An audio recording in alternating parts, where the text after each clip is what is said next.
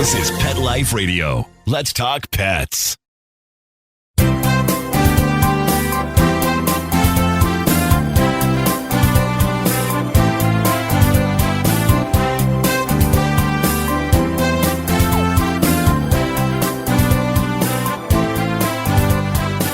And welcome.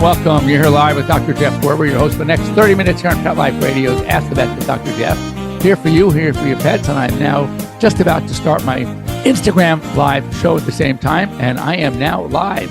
So welcome, those of you who are here joining me on Pet Life Radio and on Instagram. And a couple of ways to get a hold of me here on Pet Life Radio, and that is if you're listening right now and you're on, then all you have to do is just ask away.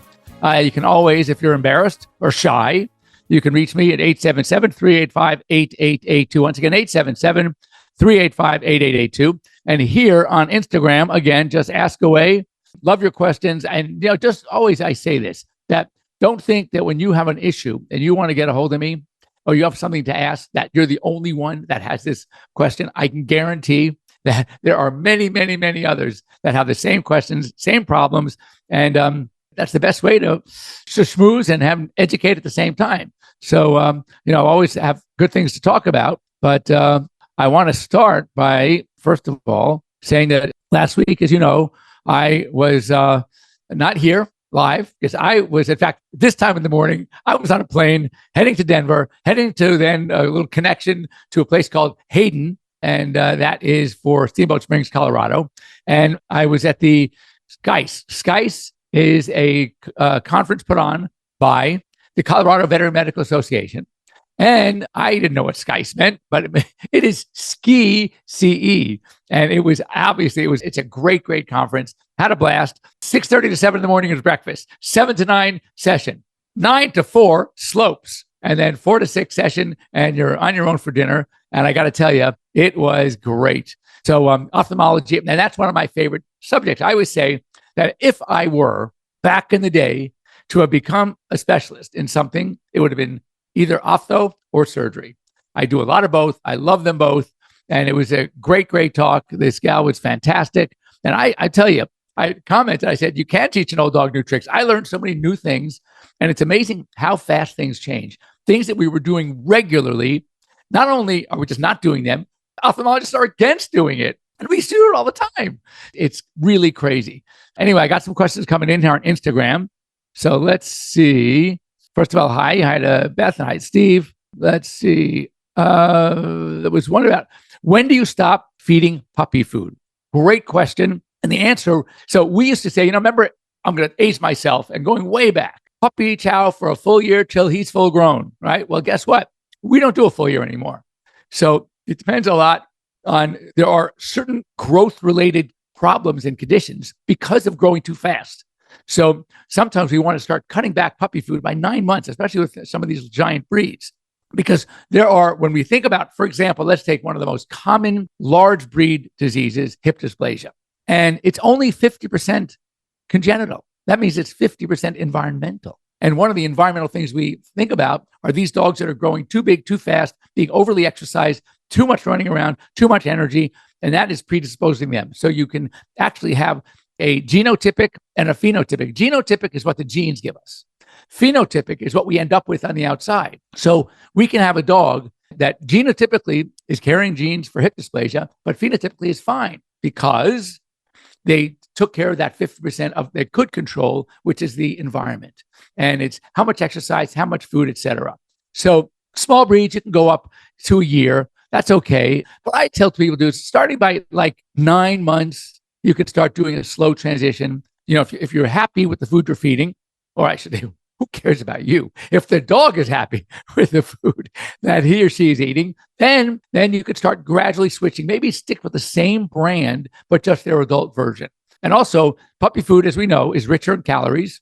And we know if you see a dog and you're not making adjustments in their food and they are starting to get a little big, that's not good for hip dysplasia, especially with big dogs. And it's not good for dogs in general. So you don't want to have them too big. So you want to start cutting back a little bit. So I hope that answers your question. When you start transitioning, you do it slowly, gradually, because if you switch foods too fast, you're going to have diarrhea. All right. Medium-sized dog. Yeah, as I said, starting in 9 months to 10 months is fine. And then just do your slow transition. So anyway, I was saying, so this conference was really terrific. They get a lot of people. In fact, it was sold out. The venue was really nice. It was the Steamboat Grand Hotel, and it was grand. Literally, it's not exactly ski in, ski out. You have to walk just through a parking lot into the whole area where they have the ski. But I'm telling you, if you're skiers or snowboarders and you've never been to Steamboat Springs, it is great. Not easy to get to. Though I did hear that United actually does have a nonstop flight. For some reason, I didn't see it because I always check for that first. So I went through Denver to Hayden Airport. But anyway, it's really, really, really good. And again, the most important thing is I learned a ton. I'm heading to another trade show in a couple of weeks on the 18th, on Sunday the 18th. It'll be after my show. I'll be here for the show. And going to the Western Veterinary Conference, WVC, which is arguably, the second largest. It was neck and neck with the VMX, which is North American Veterinary Conference, the one that I just came back from in Orlando in January. But because it's in Orlando, it's on the East Coast, it gets a lot more of South American and European veterinarians. So they had 26,000 people there between the veterinarians, the exhibitors, some of the families, the lecturers, the presenters, of course, the staff. It was absolutely huge. So anyway, really, really cool event. They always obviously in the exhibit hall, and I have a list of instruments that I need to buy for some of these new things I'll be doing with eyes. And it's really fascinating stuff. So I had a great time. It's ugly, ugly, ugly. Let me say hi to you. So as you know, looking outside here in LA anyway, it is ugly. And just having come back from Denver, Colorado, where it was cold, though one day was really cool. One day it was almost like spring skiing. It was like 40 degrees and the sun was shining, blue sky. I always carry double lenses, two lenses for my goggles, one for when it's overcast and then one when it's so I had to put the sunglasses on. It was really, really bright. So the cold weather, it really hit me because we were talking about it and they were talking about it a lot. And that in some places of the country, it is like super way below zero. And I realized that, we here in Southern California, we don't have to worry about this that much because it doesn't get that cold where it could be danger to our pets.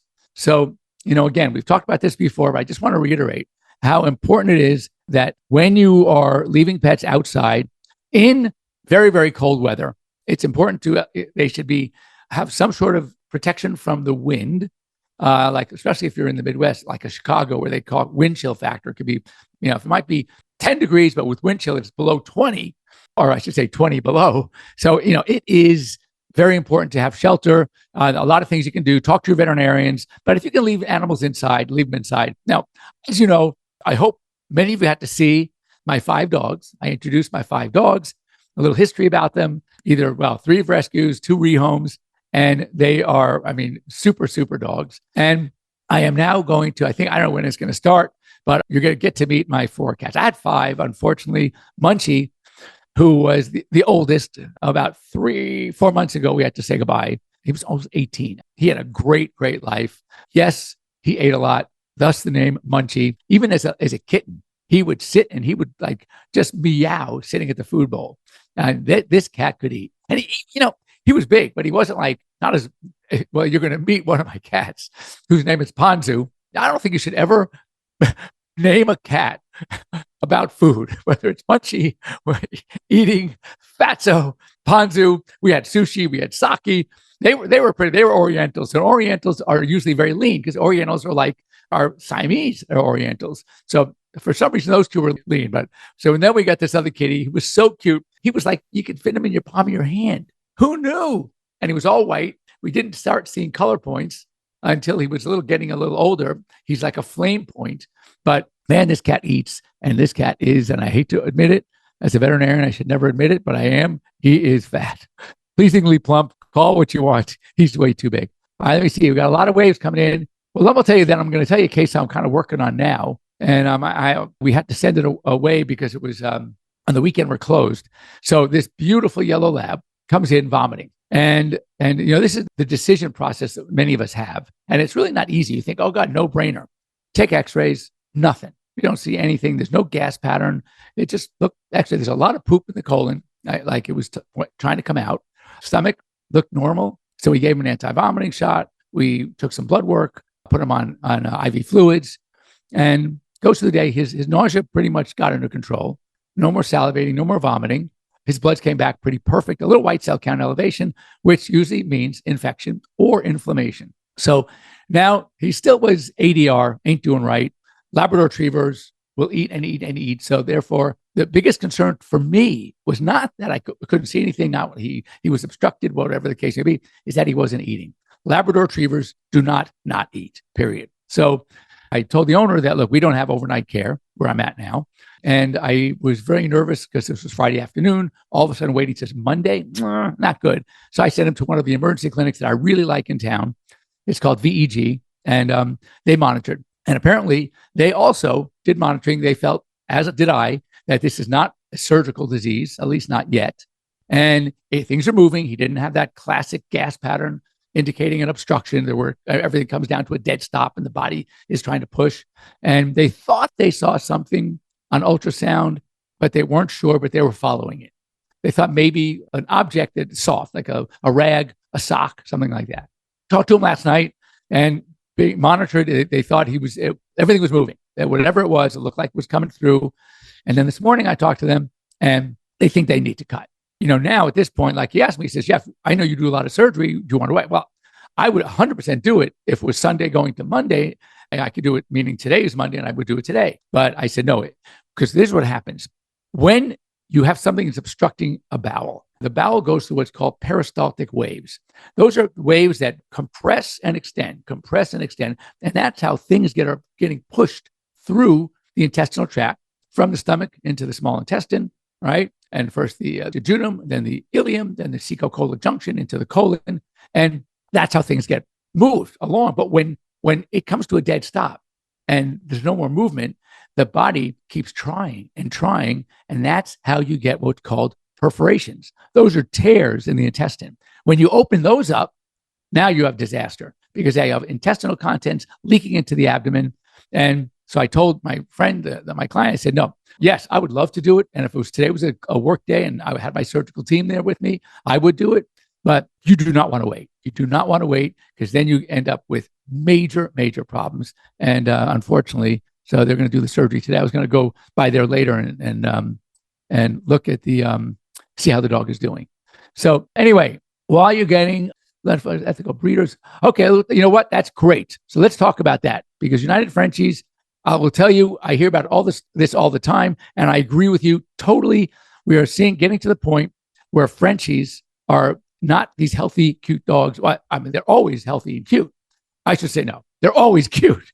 But we are seeing a lot of dogs, and a friend of mine who is sort of Northern California, Southern California, does Frenchie rescue, and she saves the ones that are in horrendous shape. And I'm going to tell you some stories about these. And yes, we will talk about this as soon as we come back from our break. We have to break. It's that time. It's 9:17. Don't go away because I want to talk about breeding, ethical breeding, and who should be doing it, etc. Because you don't do it to make money because you'll end up losing money. So anyway, don't go away. We'll be right back after these short messages right here on Instagram Live and Pet Life Radio. Be right back. Take a bite out of your competition. Advertise your business with an ad in Pet Life Radio podcasts and radio shows.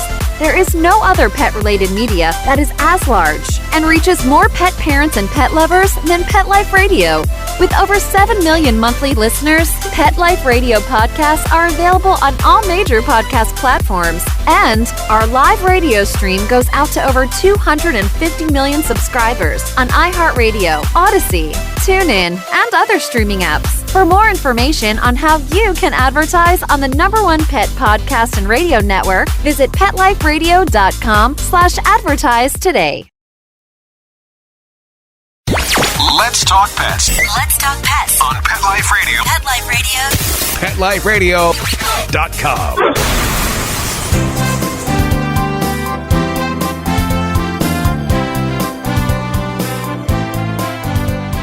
And welcome back.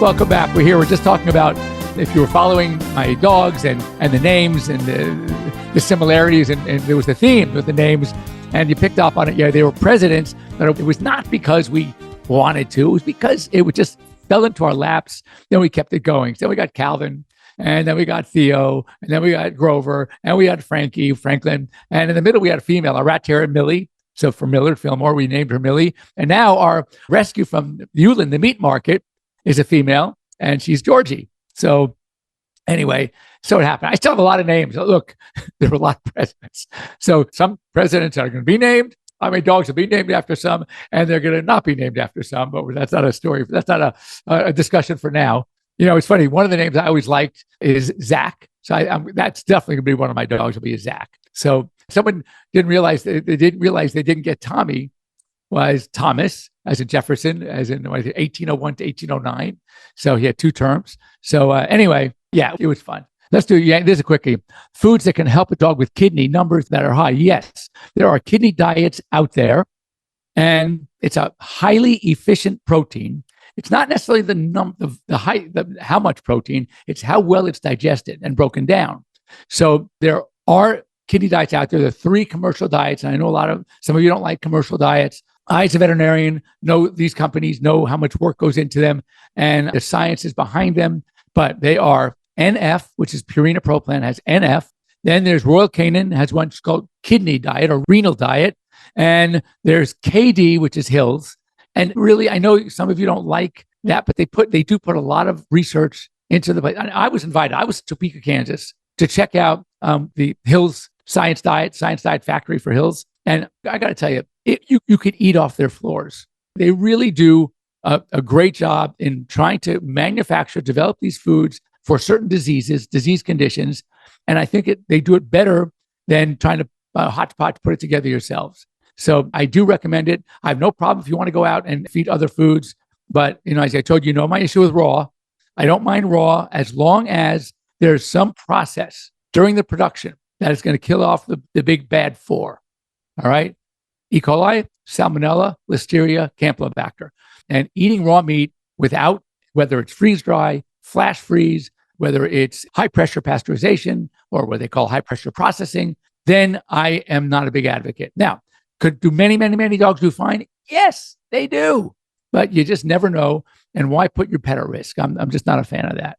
Okay, now let's talk about the breeding issue. And it's brought on by United Frenchies. We want to do an ethical breeders. So there's a big problem out there. And that is that when dogs get popular, now French Bulldogs are the number 1 dog in America, have overtaken the Labrador Retriever.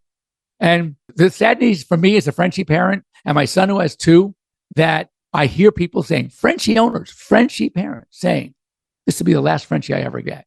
And I'm thinking, they are so adorable. Their personalities are amazing. It's because the way they're being bred now for numbers, it's all about quantity for a lot of these breeders and not quality.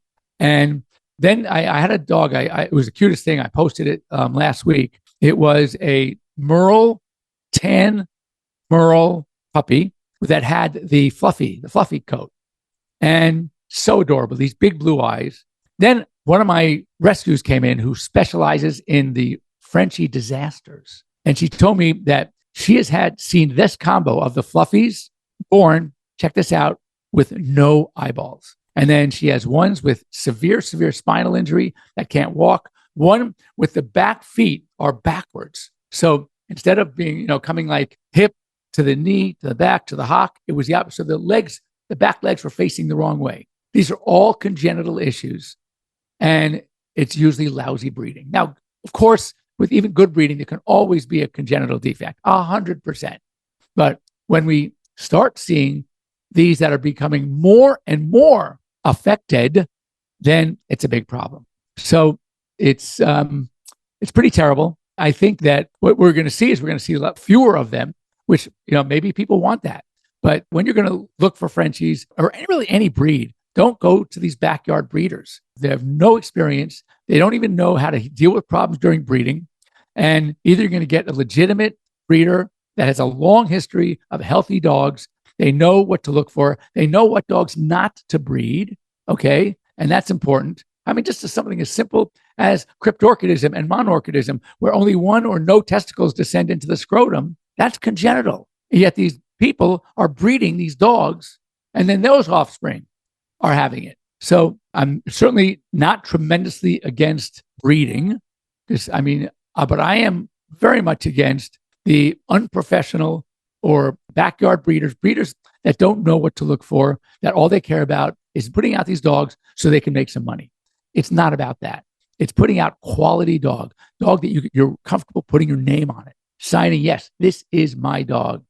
And there are fewer and fewer of those kind of breeders out there. Not to mention, many of the Frenchies that I see now came from rescues or the shelter.